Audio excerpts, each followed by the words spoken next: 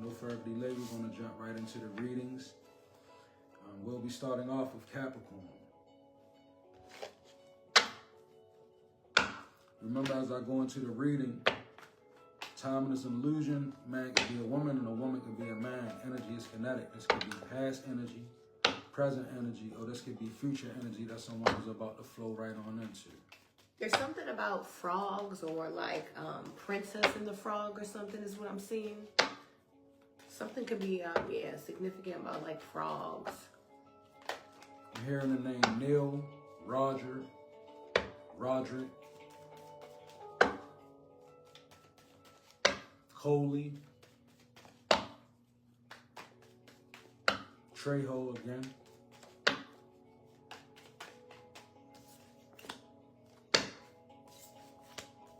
We have Seven of Swords in reverse to the Wheel of Fortune.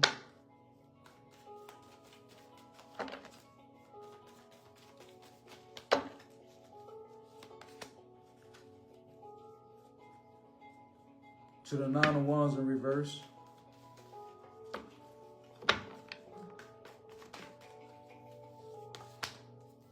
To the Ace of Wands.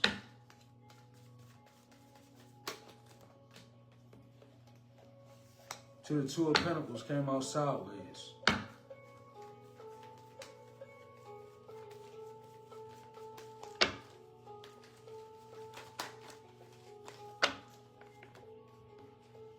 To the Seven of Cups.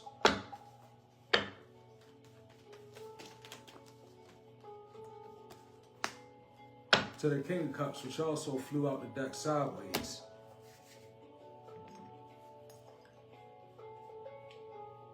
By water, we connect with spirit, the pure intent.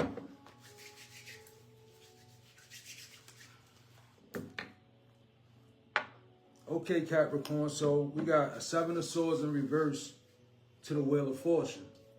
So in this energy right here, I see you gaining a revelation of something.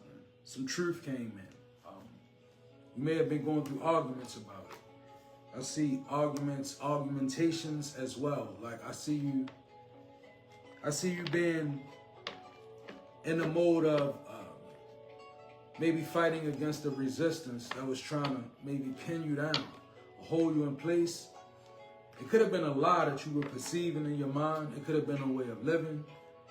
It could have been a religion. It could have been spirituality. Some sort of switch went down. Somebody woke up to something. Somebody was asleep and they woke up. The Seven of Swords in reverse, it screams of a person who's not allowing themselves to be stolen from.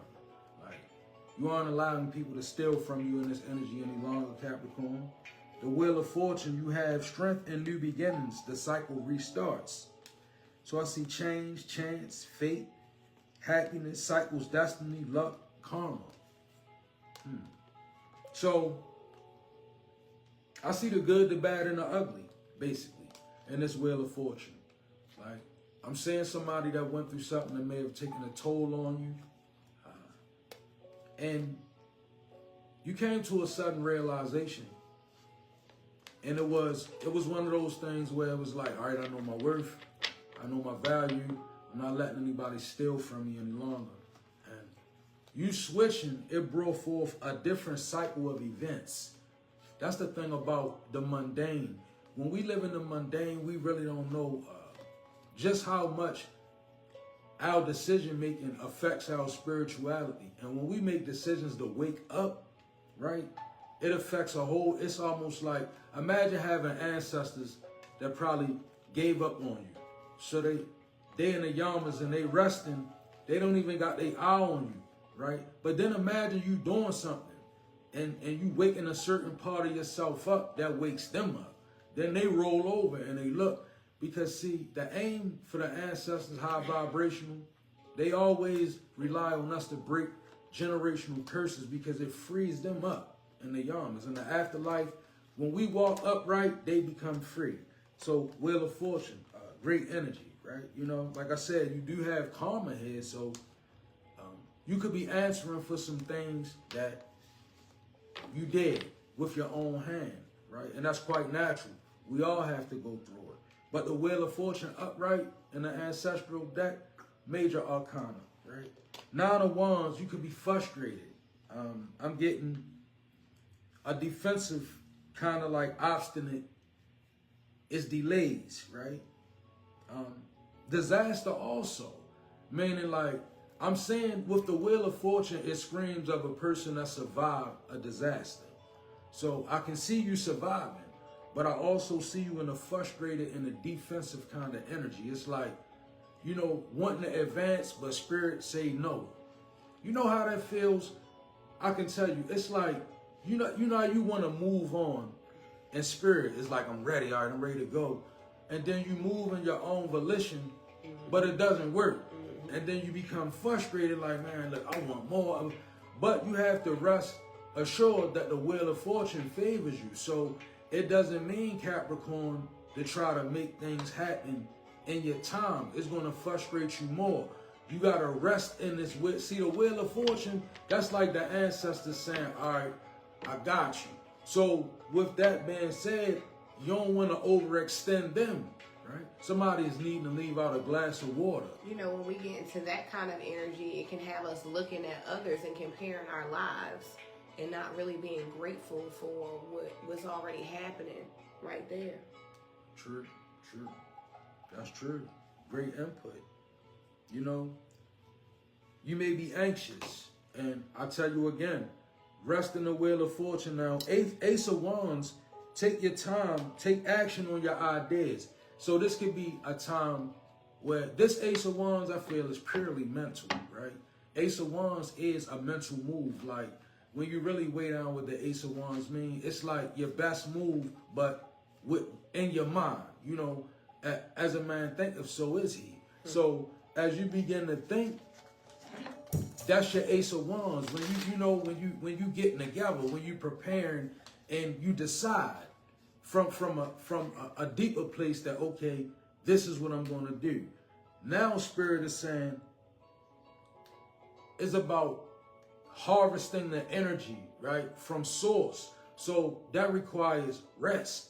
That requires sacrifice. And you're like, Spirit is saying, surely you can't expect to be elevated from one place to the next without a sacrifice being made, Capricorn. 2 of Pentacles sideways is you undecided, right? It's you juggling it, but you really undecided about it. It's like, it's kind of like, I'm saying somebody in the energy high priestess of, honestly, like, these kids getting on my nerves now. Like, you know, I'm juggling this, but your heart not really in it, right? So along with the struggle comes the juggle, Spirit saying. You understand? So when you in the struggle, you got to learn how to juggle upright. That's real. You can't be thinking about, well, I should just go out here and do some sex work and get some money. Or I should just go out here and get a pack and flip it and get some money. Or I should just sign somebody's name on this paperwork over here and get some money. Or I should just do some blue collar crime and get some money, right? You can't, because that makes you undecided. And what you bear when you're undecided, you bear an alarming energy. People are aware of that. We live in a world that's wise now. So when you, in other words, if I'm working something, high priestess, but I really don't want to be working it, I'm going to exude a certain energy that intuitives will pick up. Like, 100%. They don't really want to be here. It's no fooling people in this world anymore. Yeah. I mean, if you're not what you say you are, you will be exposed. Like, people can see exactly who you are, right? It's no hiding it. And Spirit wants me to say, the more you become spiritual, be it light or dark, you reap more energy, right? So spiritual energy is what you carry as well. So it's no 2 of Pentacles sideways, because it's what? It's no fooling anybody. Why is no fooling anybody? Because there is no fooling ourselves anymore. Why is there no fooling ourselves? Because ultimately, there's no fooling source. God knows. So it's like, if God is stepping and walking with people and their ancestors are too, they can be aware of this 2 of Pentacles sideways and see the 7 of Cups. It's like too imaginative, right? It's like being in my mind, but kind of the wrong way. It's like, you know, I'm seeing a cup with a snake. I'm seeing a cup with a mountain. I'm seeing a cup even with mushrooms. So somebody could be in their mind in a way where it's the need for you to sort it out. Don't be in your mind and you already sideways. Like, if you're going to be in your mind, be certain about what you're doing, right? In other words, if I'm going to be all up in my head, I'm going to already be predetermined that I'm doing right in this world and I'm walking upright. Yeah. Or I'm doing wrong and I'm going down with the down below, right? But don't be undecided, because it'll cause daydreams, illusions, fantasy, promises unfulfilled, right? Escapism, which is really that. Escapism is the footnote, definitely, right? So next we have the King of Cups sideways. So this could be a Scorpion in your energy. I'm not really feeling this as you. Could definitely be a Scorpion in your energy and pretty much undetermined, or, you know, maybe sitting in your life in an undetermined way. So sideways, it says lack of emotional intelligence and subtle, crafty wisdom, fierce nature. So this is kind of like a person that they could be holding you up if you allow them, right? That's what I'm going to say. This energy right here is a sideways energy. So sideways is sketchy. So we're going to do upright. So we're going to do in reversals, right? Because it's better to be what? Hot or cold, according to the Bible. Wow, lukewarm. Anything lukewarm ain't good for nothing. See, lukewarm water is what disease festers in. You know what lukewarm water is? It's the water you don't want to drink. What is that? The water that you leave out all night, you ain't going to wake up and go get it. You automatically going to pour it out. That's the same way that the energy of God does with us when we spiritually, when we lukewarm, you're not really good for anything. You either need to be hot or you either need to be cold. It's up to you to decide. Real. Okay, and we out of here with this one. Three of Swords in reverse: release, optimism, forgiveness, alienation, distraction, recovery. So this shows you in the mode of isolation.